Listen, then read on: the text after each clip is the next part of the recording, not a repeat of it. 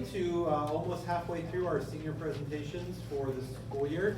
Clapping for that, yeah.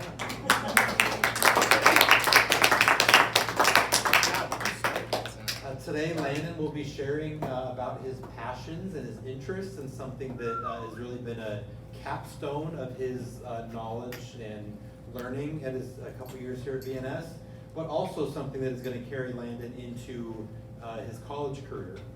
And something that he will continue to explore, which is kind of cool to see students in high school and middle school that are finding things that interest them and that they want to do beyond their time in Valley View School. So Landon will be talking about conservation of fish and wildlife, specifically in Wisconsin. Something that he found so much content on, he had to continue to cut it down so that it would fit into all this. And so I know many of us went on the bird hunting expedition last week, my first time, so thank you for that. But you can just see it exudes the passion that Landon has for this content. So I hope you enjoy this. I hope you learn a bit about the importance of why we need to conserve the natural resources that we have. And let's welcome up Landon.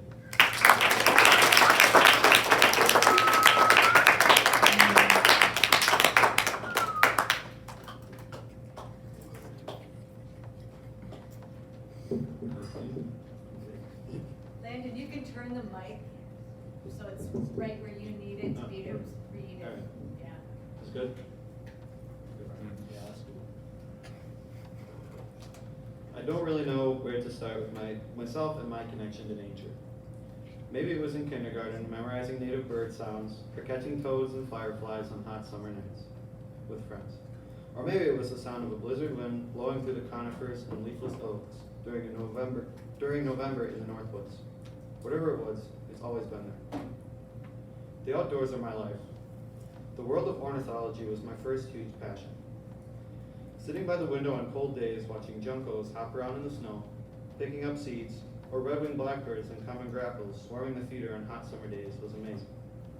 I made lists of what birds I see and got books on everything to do with birds. I practically started studying bird books and websites. I would quiz myself on birds and ask other people to quiz me, which I really enjoyed. I want to say it was in kindergarten when I received the Birds of Wisconsin Field Guide by Stan Tika, which also included a CD of their calls. I would listen constantly for hours in the car and anywhere that I could. Neighbors would specifically come to me, a little kindergartner, to figure out what bird was in their backyard or nesting by their house. When I was first getting started getting into hunting around 11 to 12 years old, I was a little overwhelmed. I got through my hunter's ed class pretty easily, but my first time sitting in the woods was a different story. I would have trouble relaxing while up north because I would have nightmares about wolves or bears eating me. I think it was my second year hunting that I really fell in love with it. I really just learned to love the animal and the white-tailed deer, as well as wolves, bear, and many other mammals. Sitting in a tree all day is just my favorite thing to do. It's so relaxing. I really got into wildlife management when I started getting into deer hunting. Every year before hunting season, I look into population density maps, deer wintering area maps, and many more stats and projects that various universities of the DNR have done. As you can tell, the great outdoors are kind of my passion.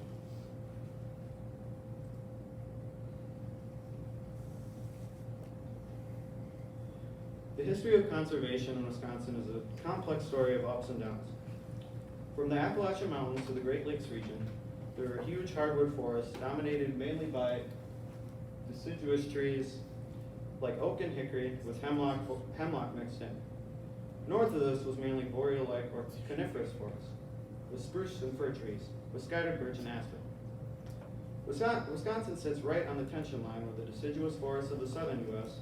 began to transition to coniferous forests of the north. So historically speaking, the biodiversity of wildlife species has always been strong in Wisconsin. Species like the moose and gray wolf lived and thrived in this untouched wilderness. The early 1800s brought settlers to the state, exploring the wild, expansive wilderness, which is modern-day Wisconsin. Habitat across the state would begin to be altered negatively. In southern Wisconsin, habitats like oak savannas were destroyed, and marshes important to waterfowl were drained to create farmland. Wide areas of untouched forest in the north were beginning to get logged. Lumber quickly became the backbone of the economy in Wisconsin as railways and roads were put further north every year. Loggers used rivers as transportation of logs as they would float down the river to a mill or collection area. This naturally leads to forests around and on rivers to be the first logged. When the first loggers came through, they mostly harvested giant white pine. As white pine shrunk in numbers, they gradually began to start harvesting more hardwoods. In the early 1900s, Wisconsin's logging industry declined significantly as the industrial age began. The loggers left large swaths of land across the state as cutover land, which was brushy new growth with a bunch of big stumps. To feed loggers, each logging camp often had hired hunters that would hunt deer, elk, and trap many other species. Unregulated hunting from these camps and new settlers, mixed with habitat loss in the form of mass clear cutting, led to the extirpation or regional extinction of many native species such as the elk, moose, and American marten. Industries such as paper mills polluted many native waterways and led to the decline of many native fish species. The white-tailed deer, a staple in Wisconsin culture, was nearly extirpated from the state in the late 1800s and early 1900s due to unregulated hunting and market hunters. Logging in the state directly impacted the white-tailed deer population, both negatively and positively. Whitetails were pushed into areas of wilderness in the northern counties of the state, like Bayfield, Ashland, and Iron counties. As loggers made their way north, deer actually benefited for a short time, and populations increased because of the wide swaths of cutover land that let new browse grow for deer to eat. But these areas also brought settlement, which brought market hunters, who overhunted to supply fresh venison to cities in the south. All over the state, people were beginning to worry about the health of the environment and native ecosystems. In the 1850s, many people felt concerned about the well-being of the natural world. Urbanized Americans were aware of nature as being important to the economy and a very important spiritual resource. Everyone was convinced that industrialization endangered natural resources. Wisconsin needed people to step up and protect our natural resources. People like Aldo Leopold. Aldo was considered to be the father of wildlife conservation in Wisconsin. As a kid, his connection with nature was clear, as he spent countless hours exploring forests and walking streams in his home in northeastern Iowa. His skills in the natural world and observation writing led him to pursue a degree of forestry at Yale. After Yale, he got a job in the Forest Service in Arizona, where he started to develop basic ecology skills. He then left in 1924 for a teaching position at the University of Wisconsin at Madison. He published his first book, which was also the first wildlife ecology textbook ever created, called Game Management in 1933, which explored fundamentals in wildlife ecology and landscape ecology management that most people ignored until now. After the publishing, UW-Madison created a new department called the Game Management Department, and Aldo Leopold was appointed the head. Aldo spent years and years teaching students and people like management techniques at his family farm in Baraboo, where he would restore prairies and native landscapes, showing his management techniques. Aldo died in 1948 of a heart attack. But a year after his death, a Sand County Almanac was published, which was a collection of essays that Leopold wrote about his life and connection with nature on his family land near Baraboo. This book is probably the most influential book on conservation and environmental science ever created, with over 2 million copies being sold in the U.S. and counting. I personally have been reading this book as part of my literature project, and it's pretty good. Leopold's legacy has led him to be named the most influential environmental thinker of the 21st century. 20th century. The Wisconsin DNR was also formed in the late 60s after a kind of blend of Wisconsin environmental agencies and the Wisconsin Conservation Agency became one. Private organizations like Whitetails Unlimited and Ducks Unlimited also provide huge support and funding for conservation projects around the state and country. While most of Wisconsin's ecosystems were negatively affected by the settlement and colonization of the state, some ecosystems are still in perfect condition, and they are what they originally were. In 1951, the Wisconsin DNR, or then called the Wisconsin Conservation Agency, created the State Natural Areas Program to protect these examples of intact and original ecosystem. Natural areas, significant geological formations, and archaeological sites are all included. These areas are often a refuge of rare and threatened species of plants, fish, and animals. In Wisconsin, there are currently over 687 state natural areas, ranging in size from 1 acre to 7,000 acres. And in total, this is over 4,800 acres of land. Sorry, 480,000 acres of land. The sole purpose of state natural areas is to save and protect a living record of rare ecological communities for us and future generations to enjoy. While most state natural areas are open to the public for hiking, birdwatching, hunting, and fishing, some are closed on purpose to protect the rare and sensitive wildlife and fauna in them. I will talk a little bit more about state natural areas later in this presentation.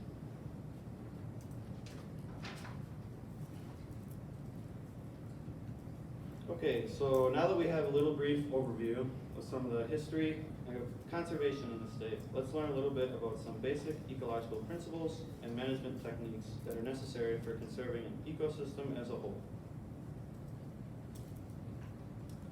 Biodiversity is the variation of different life forms within an ecosystem, biome, or the entire world, and is used as a measure of health of biological systems.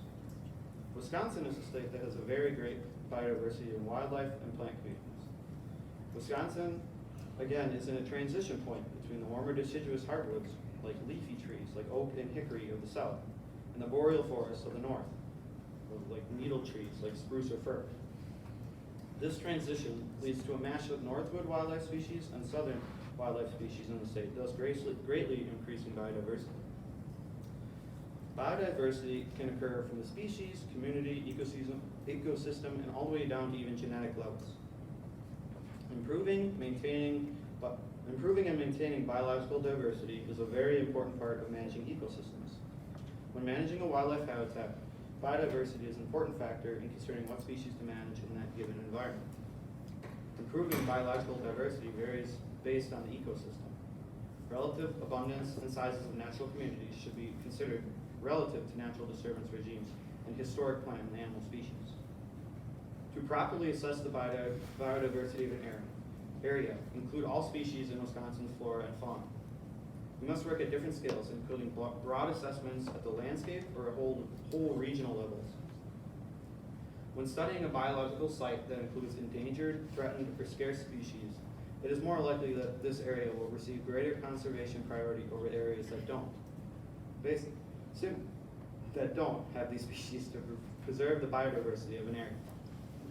Basically, to sum it up simply, the more biodiverse an ecosystem or habitat is, the more likely this ecosystem will thrive. Scale relating to space and time are very important to management of an ecosystem. When planning management of any natural resources, scale relating to resources like stands, all the way used by foresters, all the way up to large ecological landscapes, regions, and beyond should be considered. Sometimes resources need to be addressed at a much broader scale. For example, a regional decline of white and red oak forests can be managed by local management, but many local managers have to work hard together to make a greater impact and reverse the broad scale trend of decline. Temporal scales are also very important in managing an ecosystem, because ecosystems are constantly changing. Even the smallest changes in an ecosystem over time are really important and should be definitely considered. Cumulative impacts and effects of management are often not well understood, but the cumulative impacts of our activities to communities and species, both temporarily and spatially, are important to consider for good ecosystem management. Habitat loss is a huge threat to native plant and wildlife species across the state. It causes declines in many species in particular, and can even cause the loss of the species themselves in areas in Wisconsin. This has been an ongoing issue for managing habitat since the start of time. We are still losing a lot of habitat today. That habitat loss can lose to the extirpation of a species from an area of the state, and can even mean a complete extinction for a species. Many species have suffered from this fate, including animal species like the moose, wolverine, and elk. Many plant species have also suffered, such as the white pine, and fish like the lake sturgeon. Habitats in an ecosystem can be changed by man or naturally. This is called habitat alteration. Habitat alteration changes the structure or function of a natural community by logging, fire, hydrology, invasive species, and disease, and by any other means. Sometimes habitats will be altered negatively or positively, but this varies over time. Sometimes a habitat will be intentionally changed. This is called habitat conversion. Habitat conversion is usually done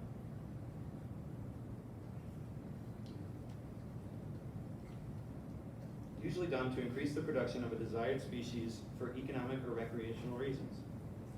Examples include a prescribed burn of a grassland of non-native plants so it can grow back into a native prairie, and select cutting trees to allow new growth to grow and provide ample browse for deer and other ground-nesting bird species. Sometimes habitat loss will lead to habitat fragmentation. Habitat fragmentation is when large patches of habitat are broken into smaller fragments of habitat separated by land uses, resulting in smaller patches of habitat. Habitat fragmentation can happen naturally, but most often, or can happen unnaturally, but it often happens at the hands of humans. Some species require long areas of unfragmented habitat, such as the upland sandpiper, which is a sensitive species in Wisconsin. Habitat isolation is less drastic than fragmentation. Isolation happens when an ecosystem is still intact. Some examples of habitat isolation include a cedar swamp surrounded by a recently logged hardwood ridge with new growth, or a woodlot surrounded by an agricultural field. Here's a really good example of habitat fragmentation. The left one, you can kind of see, it's kind of like a demonstration. It shows how the biodiversity of that ecosystem is negatively affected. And the right one is also really good because it shows kind of how the progression of how the native habitat gets smaller and smaller and smaller until it's just simply no more.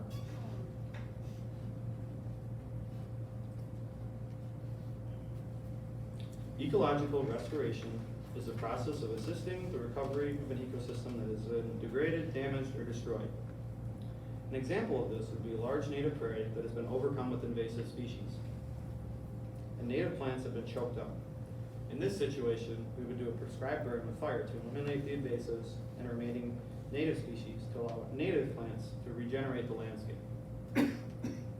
Restoring ecological sites is really important to maintaining biodiversity for very rare natural communities and species that rely on a form of disturbance that is now changed.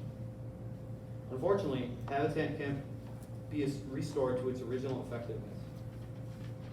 Created habitats cannot usually fully replace what was lost because the surrounding ecological context may have been changed and key ecosystem components and functions are missing, which is another important reason that conserving habitats that we have now is a great idea.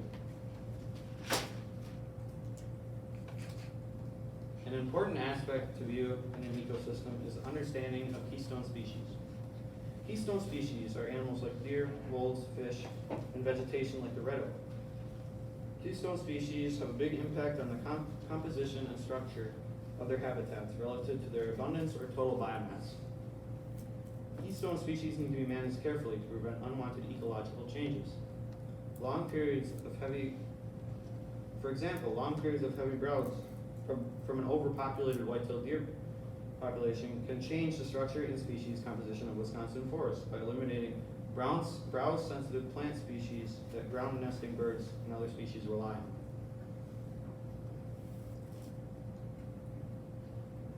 Wildlife species in Wisconsin rely on these habitats by either being habitat specialists or habitat generalists. Both habitat specialists and generalists occur in Wisconsin. Some species require very specific habitat requirements. These species are called habitat specialists. An example of this is the federally endangered Kirtland's warbler, which is all the way on the left. This small bird only nests in areas of Michigan and Wisconsin where young jack pines are present and are only at a certain height. Not too short, but not too tall. This is habitat speciality to the extreme. Another example is the Canada jay and its reliance to black spruce bogs in the northern part of the state. Species that rely on a particular habitat and specialists are typically less numerous and more prone to habitat loss that leads to declines in population.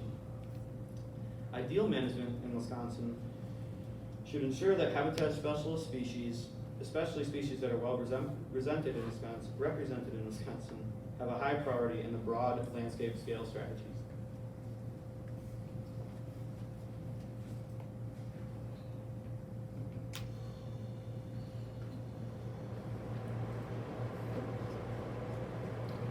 Habitat generalists are species that are found in a much broader range of habitats in Wisconsin. Species that do not rely heavily on a certain habitat and can survive in a wider variety of habitats are usually more abundant and have less risk of decline. An example of a habitat generalist in Wisconsin is the white-tailed deer. The white-tailed deer is found in just about every habitat you can find, from the boreal forest of the north to the Arizona desert in the south. Management of habitat generalists at the expense of species requiring specialized habitats should be avoided to maintain Wisconsin's diversity of species.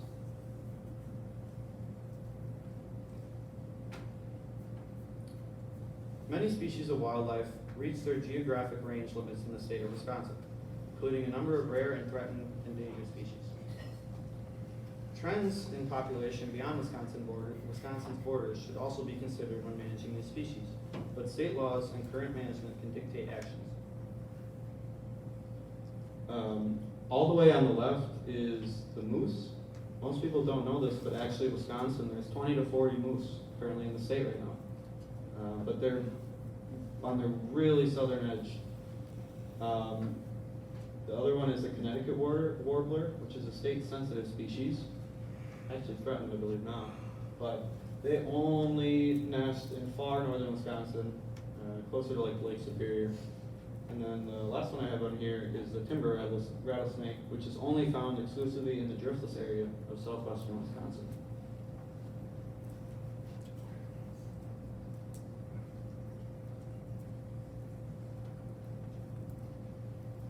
Now that I kind of gave a brief overview of some basic management techniques, I wanted to show some slides on some of the current issues facing conservation in the state.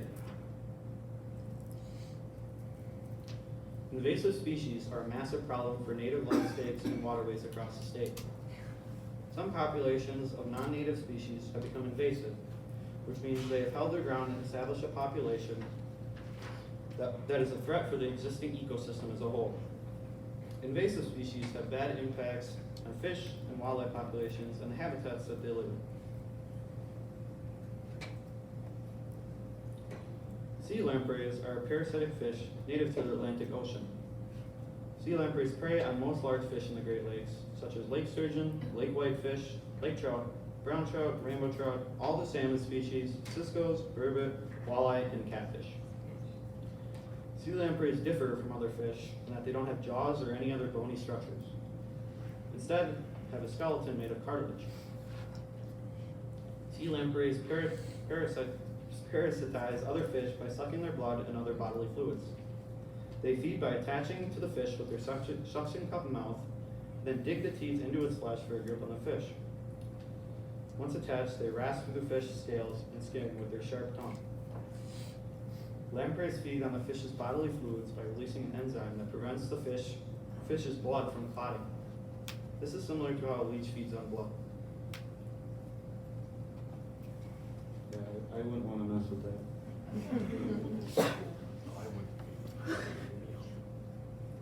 The first recorded observation of the sea lamprey in the Great Lakes was in the year of 1835 in Lake Ontario.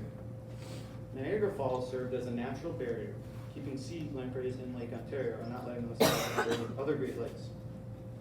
But in the early 1900s, improvements to canals along the Great Lakes made it so they spread to Lake Erie in 1921, and then Lake Michigan and Lake Huron in 1936, and 1937, and Lake Superior by 1938. Sea lampreys went out of control once invading the rest of the Great Lakes because of abundance of host fish, lack of predators, excellent spawning and larval habitat, and females' high reproductive potential because they can lay over 100,000 eggs. This led to an extremely negative impact on native fish populations, especially the lake trout. Before the invasion of the sea lamprey, the U.S. and Canada harvest around 15 million pounds of lake trout in the upper Great Lakes every year. In the 1940s, populations of the sea lamprey exploded and fed on large numbers of lake trout, lake whitefish, and ciscos, which are important in their own right to the Great Lakes ecosystem and fisheries. By the 1960s, the harvest fell dramatically to around 300,000 pounds, about 2% of the previous average of 15 million pounds. The once thriving fisheries of the Great Lakes were devastated, and the jobs along with them relating to the region's economy. Sea lamprey control programs are currently administered by the Great Lakes Fishery Commission, and they target sea lampreys when they're vulnerable in their tributaries at either the larval or adult stages in their life cycle. Programs like these have made a huge impact on sea lamprey populations, and this has worked as lake trout populations have significantly increased again, and lamprey populations have decreased significantly. On the left is a trap that they'll put, and they'll catch sea lampreys in it, so they can't spawn, which just eliminates them pretty much. And then they'll also spray a special sort of pesticide into the water that exclusively kills sea lampreys. So,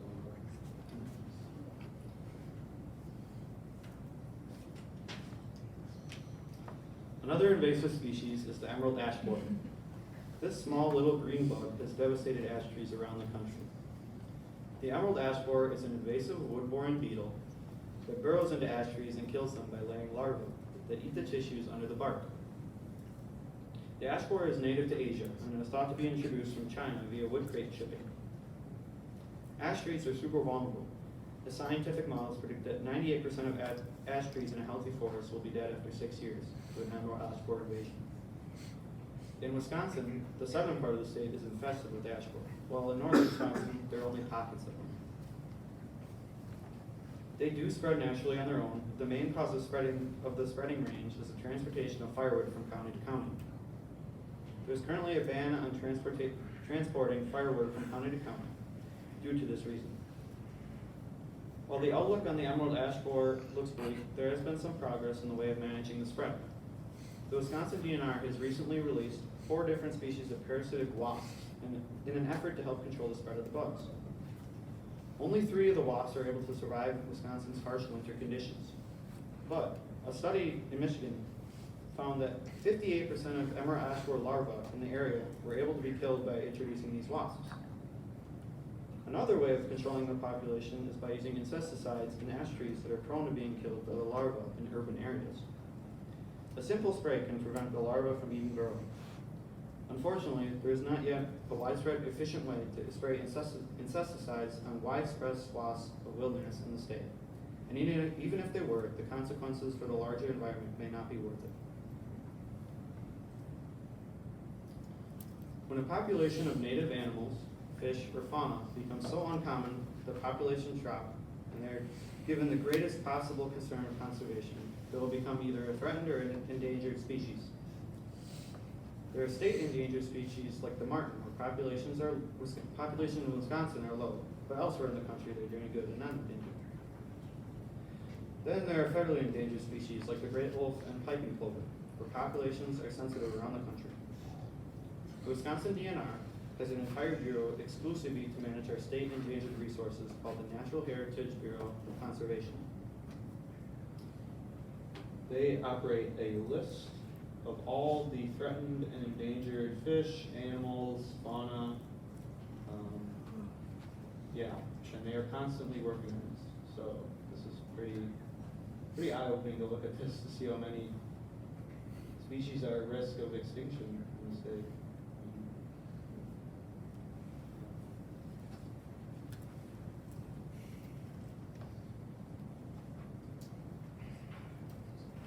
I'm going to talk about some of the an endangered species of mammal in the state now.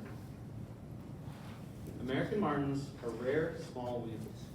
Their fur is thick and soft, varying in color from dark brown, pale buff, and a yellowish red.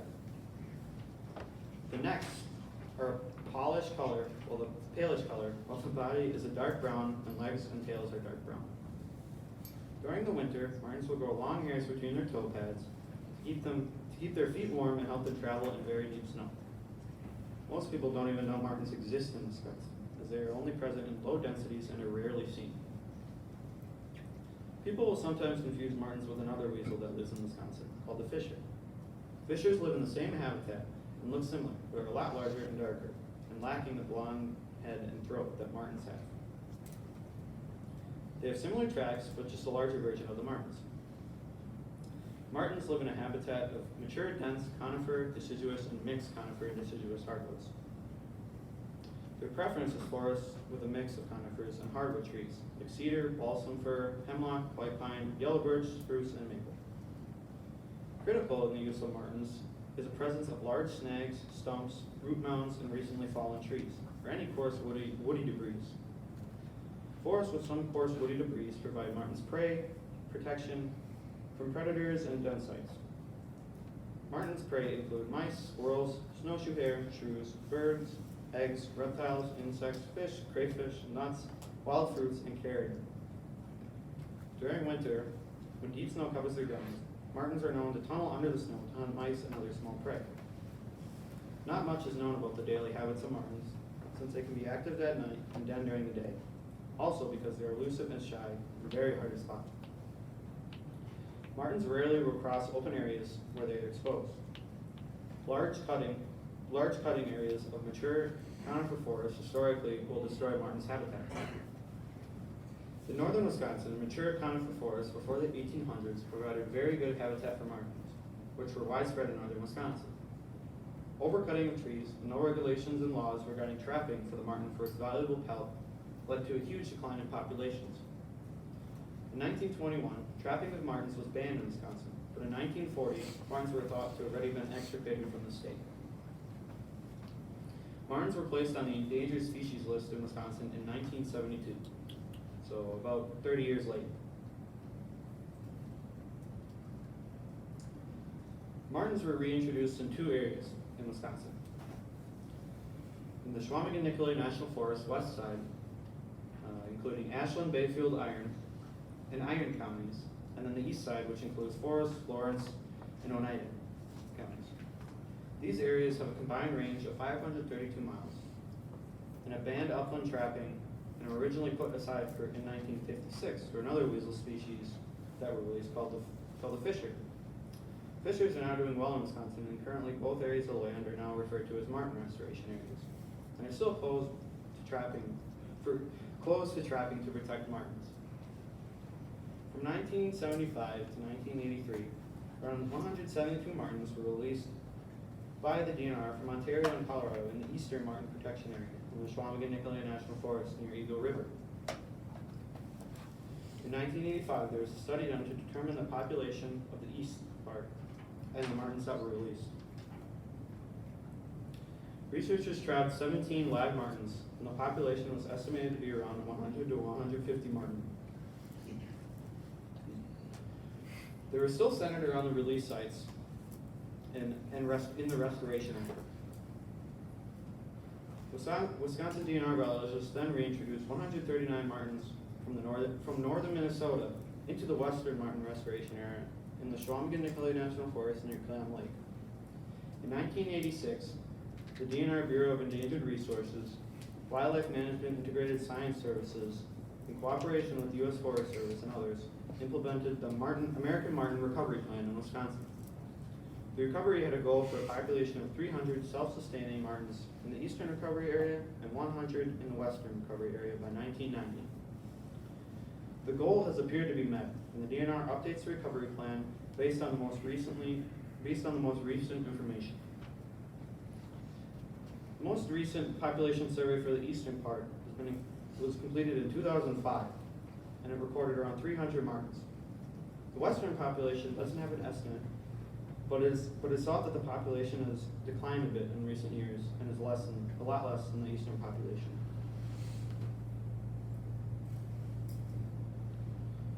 American martens in Wisconsin are currently found in Ashland, Bayfield, Iron, Douglas, Sawyer, Price, Oneida, Florence, and Forest counties, including most of the Apostle Islands in Ashland and Bayfield counties, and are currently stable on the mainland, and populations are actually thriving on the Apostle Islands.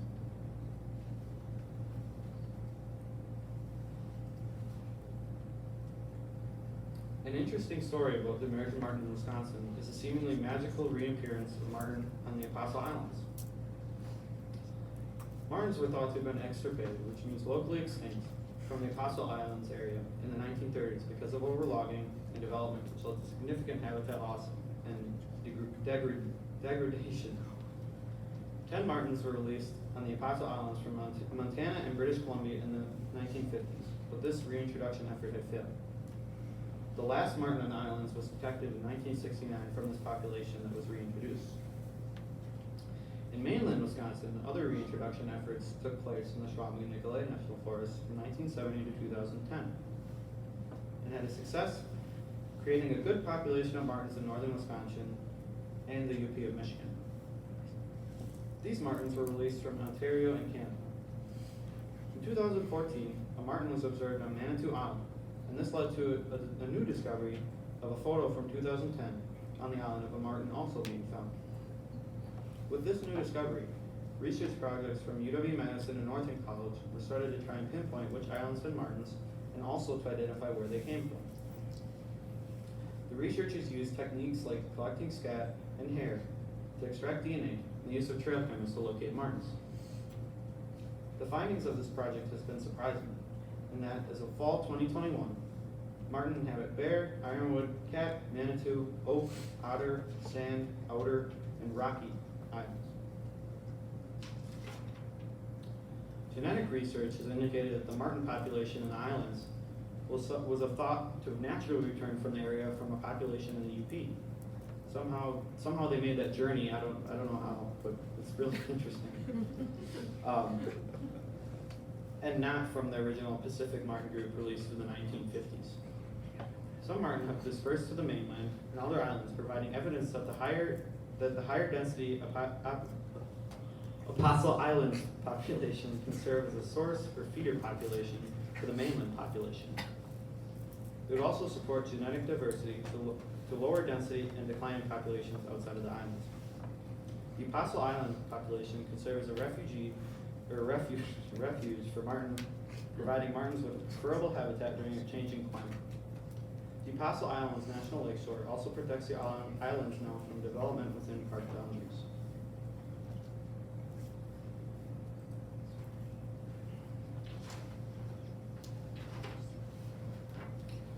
Moving on from my example of an endangered species in Wisconsin, I wanted to talk about species reintroduction.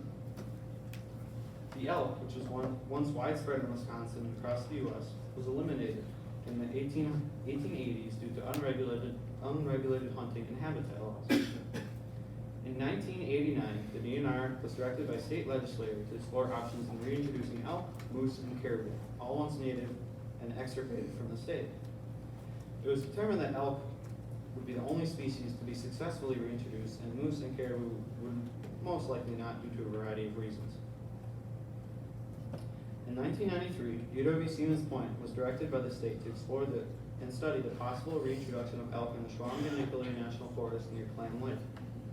After determining that this site was feasible for reintroduction, 25 elk were captured and transported to the Clam Lake release site from the west. And after a short quarantine, they were released into the forest on May 17, 1995. In 1999, the elk herd was transferred to the responsibility of the DNR from the University of Stevens Point. As the herd had grown to around 40 individuals, and it was considered a success. In 2014, the Wisconsin DNR came to an agreement with the Kentucky DNR to import over 150 elk to Wisconsin over a 5-year period to boost the Clam Lake population and start a brand new herd in the Black River Falls State Forest. In 2015, 73 elk were introduced into the Black River State Forest to start the new herd, with a long-term population goal of around 400 animals. The remaining 75 elk were then released into the Clam Lake herd in 2017 to help maintain a goal for 1,400 elk in the Clam Lake population. Over 130 years have passed since elk were extirpated from the state, but now they're back home in our native forests with populations surpassing 400 individuals and slowly climbing. Current management in the state is focused on securing elk for the future. Many research projects are underway to recognize feeding, movement patterns, and annual birth rates of elk calves to help sustain and continue to grow the population. An often overlooked and forgotten part of fish and wildlife management is the economic impact that it has for many of the state's local businesses. Wisconsin receives nearly $1.5 billion annually from direct expeditions for fishing trip-related equipment and almost $2.3 billion from fishing-related economic activity. The Wisconsin fishing industry provides over 21,000 people with fishing-related jobs. Wisconsin ranks as number 3 as a non-resident fishing destination. Sport fishing in Wisconsin generates over $2 billion annually in economic activity. Yet warming lake and stream temperatures are altering habitat conditions, favoring some species and threatening others. While the vast majority of Wisconsin lakes and streams have self-sustaining fish populations, fish stocking remains an important management tool for some waters.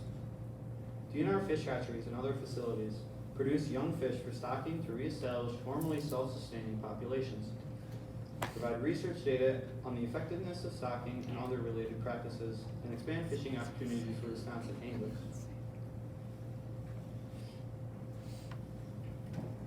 To introduce a species into a water body that was not previously present, ideally resulting in the establishment of a self-sustaining fishery with minimal impacts is the goal of the fish stocking program. The number and size of fish stocked are based on the size and water body. Fish managers consider many factors, including growth rate, mortality, habitat, and the amount of natural reproduction when determining the number and size of fish to be stocked. Fish stocking is vital to preserving fish populations and continuing to boost the fisheries in Wisconsin.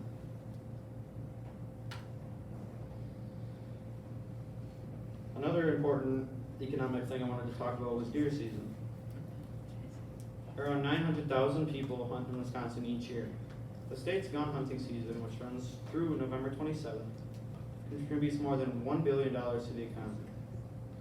And that's just the week-long gun season. Hunters support over 34,000 jobs in Wisconsin.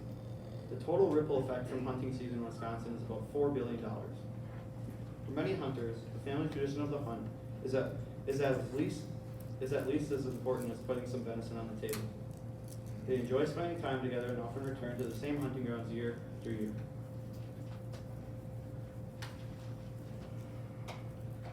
Habitats and wildlife and fish and survivability of many plants are threatened by climate change in Wisconsin, especially the $2 billion a year fishing industry.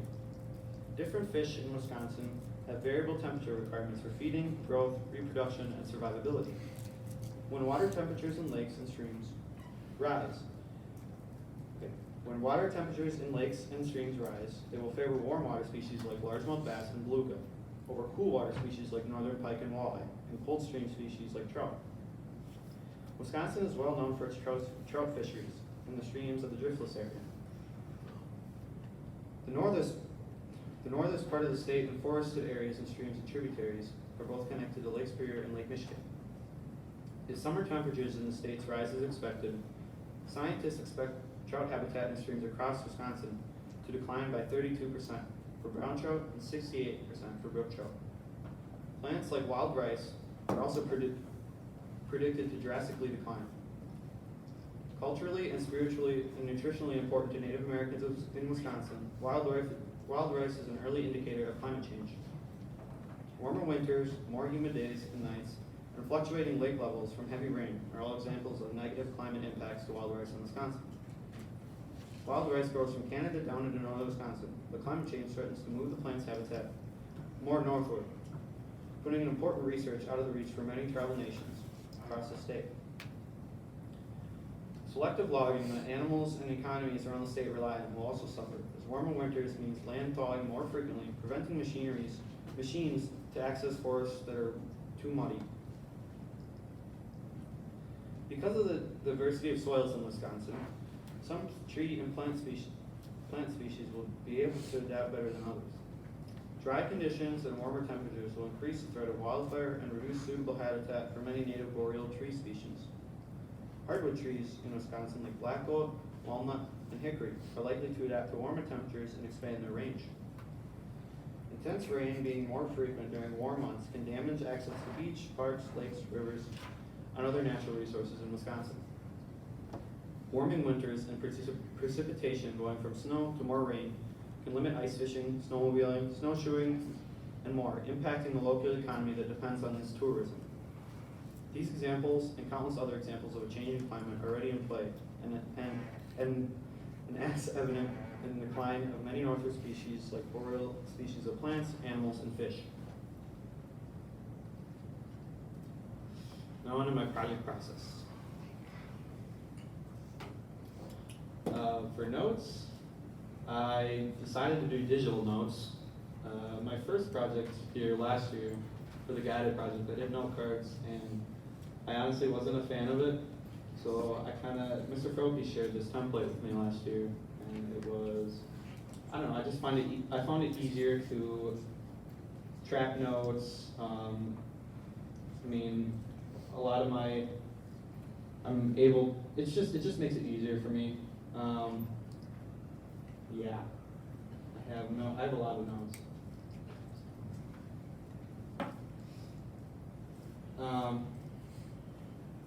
My next thing I wanted to talk about were my live sources that were extremely helpful to this project. Carly Lappin, who's a conservation biologist with the Wisconsin DNR. I got to go on a job shadow with her, which I'll talk about more in the next couple slides. But she is very, very, very, very good at her job. She knows what she's talking about. Eddie Shea, who is a wildlife biologist for the DNR in Ashland County, was really helpful. And Nick Anig, who is the coordinator for eBird for northern Wisconsin, was also a really big help. I'll show some of my products here. One of my first products I did was with Dr. Wallace, and it was on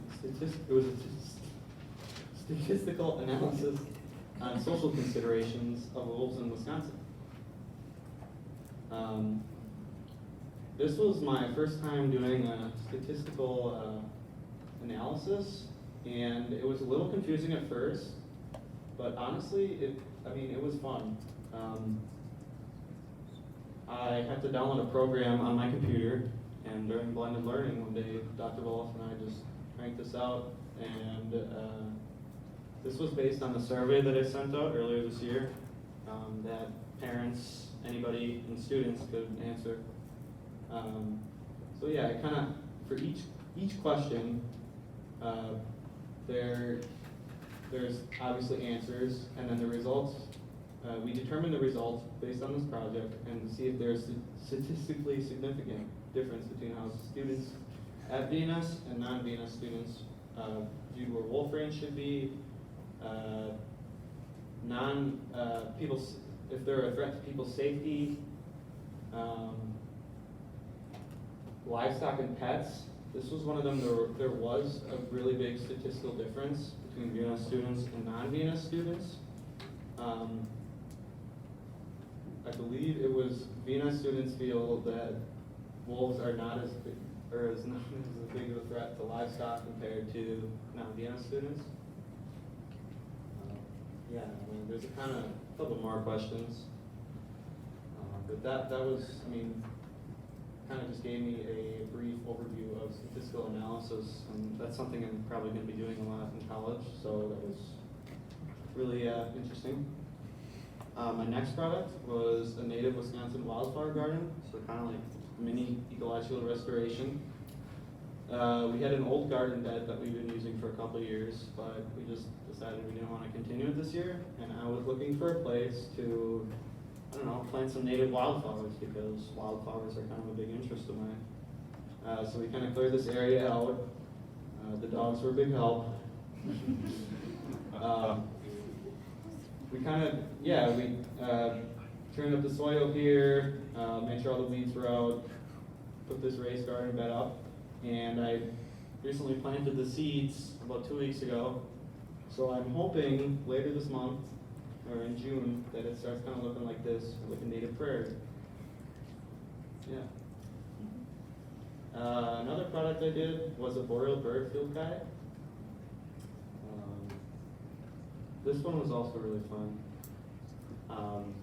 Boreal birds are a huge interest of mine in Wisconsin, and all of them are, this kind of explains like what a boreal bird is. Basically, most of the species are declining because of climate change is the main reason. Habitat loss also. I actually took this picture at my cabin. Yeah, it kind of just goes over the 4 resident boreal bird species in the state. I kind of put some cool facts in there, cool pictures. So, yeah.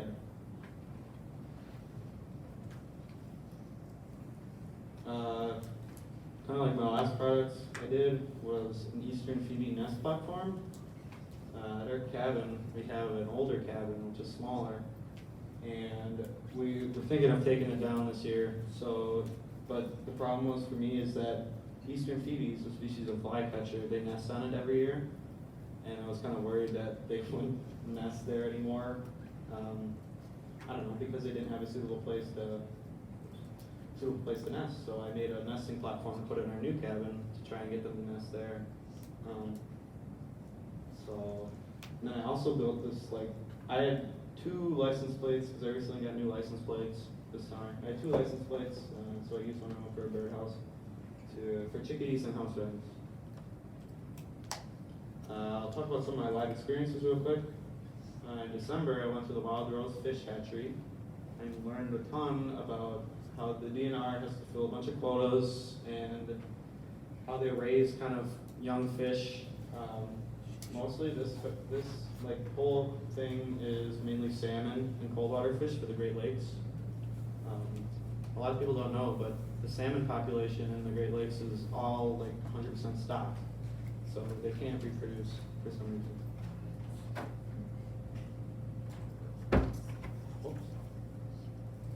My last one I wanted to talk about was the conservation biologist job shadow.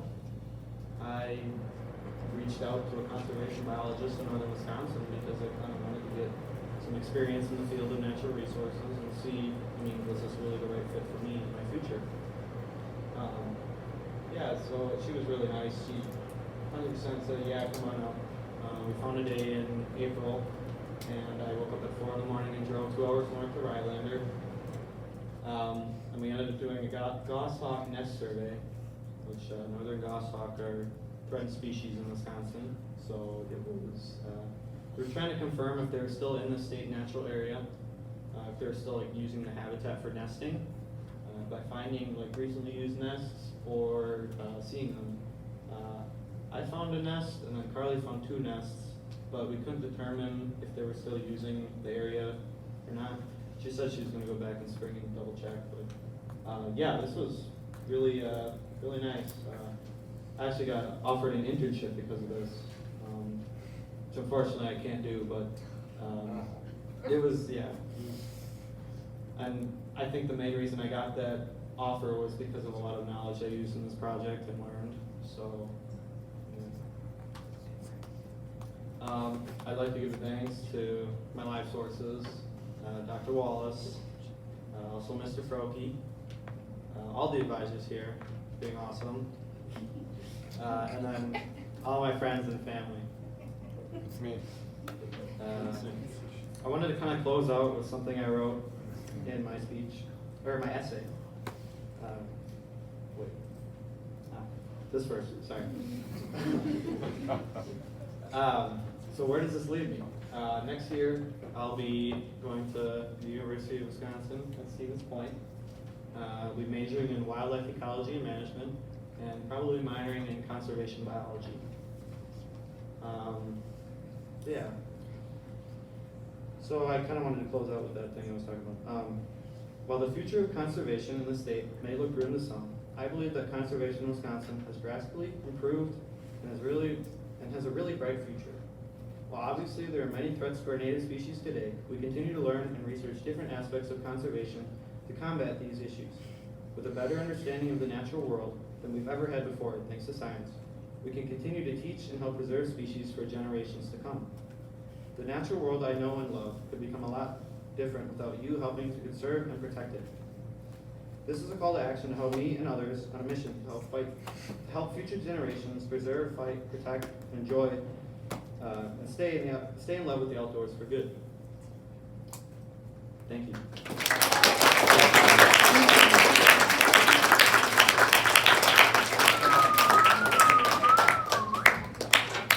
Alright, open questions. Garvey? You got any advice for future seniors? Alright, so Owen Garvey asked advice for future seniors. Just stay on top of your work because it's so overwhelming at the end when you got a lot of stuff to do. So just, stay on top of your work. Was it purposeful intent's presentation to be exactly 1 hour long? That was kind of the thing I had before. This is like one of my hobbies, so I just have so much information and I struggle to not cover all of it. So I actually have to cut stuff from this, so it's going to be longer. Yeah, that wasn't going to work out. But no, it wasn't, I guess, intentional. Hazel? What was your biggest challenge for this project? My biggest challenge for this project,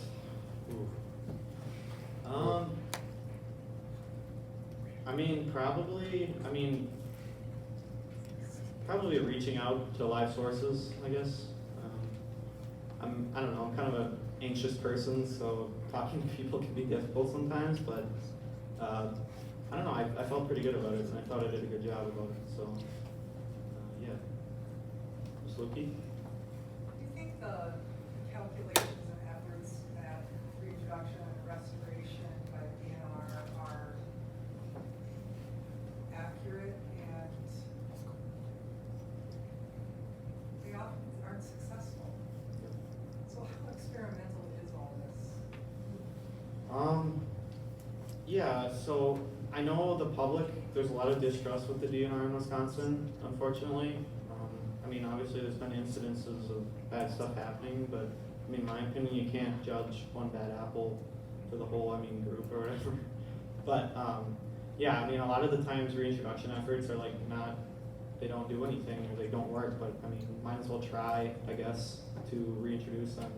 Because you never know, because maybe a species could hold on and continue to breed and, whatever species it is, so, yeah. Did you gain any insight from the Markham effort in that, like, they showed up miraculously on their own? Yeah. Fossil islands, and it didn't take reintroduced spots? Yeah, a lot of that was because I think that habitat was put aside and, sustained and protected. And I think that, hey, they kind of realized like, hey, there's this natural habitat that we're not using. Why aren't we here, So they kind of just came back. But, I think that's really important, is just kind of proves that conserving habitat will greatly increase biodiversity, so, yeah. Harvey? What's the difference between threatened species and an endangered species? Okay. Threatened species are, Garvey asked what the difference between threatened and endangered species was. Threatened species are not as much of a concern as endangered species. Now, threatened species are still, their populations, for whatever reason, may be low, and the DNR will classify this as like a threatened species, like, hey, like, if we don't do something now, like, they could eventually become endangered. So being considered endangered is like the next level of threatened species, so I guess it's like a precursor. Yeah.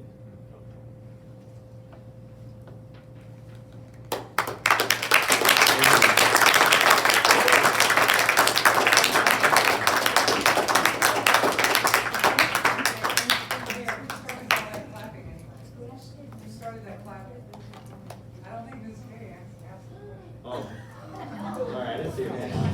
Yes, Ms. One more question. Yep. So fire is a natural part of the forest cycle. Absolutely. How, do we know what the threshold is where as climate change increases the amount of fire, where it's no longer helpful, or is that a thing that we need to worry about? Yeah, obviously a huge fire would kind of be a problem, but I think the problem right now is that a lot of people have a misconception that fire is like terrible, like it destroys everything, which is, it's like one of the problems out west is that foresters aren't able to manage forests. And what happens is all this brush that just keeps building and building, and it's basically just fuel for fire. So every time a fire happens, it burns more, it burns hotter, aggressive, you know. But for us, like the threshold, I guess that depends on the state, and because obviously human life and human property comes first. Unfortunately, you know, that's just how it is. So I mean, there's always gonna be that. But I guess I'm not really sure about like the exact threshold. But I mean, that's definitely a really good question though.